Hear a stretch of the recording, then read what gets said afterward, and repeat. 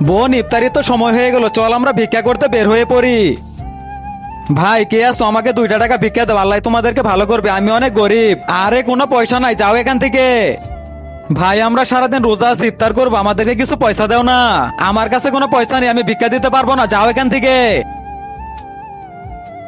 আরে বোন, আজকে তো আমরা কোনো ভিক্ষাই পেলাম না, তাহলে আজকে আমরা ইফতার করবো কি দিয়ে? ভাইয়া তুমি কোনো চিন্তাই করো না, আল্লাহর উপরে ভরসা রাখো। ওকে বোন, তুই কোনো টেনশন করিস না, আমি তো আছি। ওকে ভাইয়া, ঠিক আছে। আচ্ছা বোন তুই থাক, আমি খাবারের ব্যবস্থা করে আনি। আরে ছেলে তাড়াতাড়ি হাত চালা। ভাই আমাকে একটি কাজ দাও না, আমার পয়সার খুবই দরকার। ওকে ঠিক আছে, ওখানে গিয়ে দেখো কিছু বালু আছে আর কিছু ইট আছে, ওগুলা তুমি সুন্দর করে রেখে দাও। ওকে ভাইয়া, আপনার সব কাজগুলি করে দিয়েছে, এখন আমার পয়সাটা দিয়ে দিন। আরে বাচ্চা, আজকে তো তুমি কোনো পয়সা পাবে না, তুমি আবার কালকে কাজে আসো, সবগুলো পয়সা একবারে দিয়ে দেবো। হ্যাঁ আচ্ছা বাচ্চা, ঠিক আছে, তুমি এখন চলে যাও, আবার কালকে কাজে এসে পড়ো। ওকে মালিক, ঠিক আছে। তা দেখার আগে তোমরা যদি এই ছবিটাকে ভালোবাসে একটি লাইক করে চ্যানেলটি সাবস্ক্রাইব করে দিবে। মালিক আজকে তো 1 টাকা জোগাড় করতে পারলাম না, তাহলে ইফতার করবো কি দিয়ে?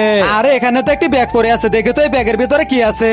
আরে ব্যাগের ভিতরে তো শুধু বালু রয়েছে, একটি কাজ করে এই বালুগুলাই নিয়ে যাই।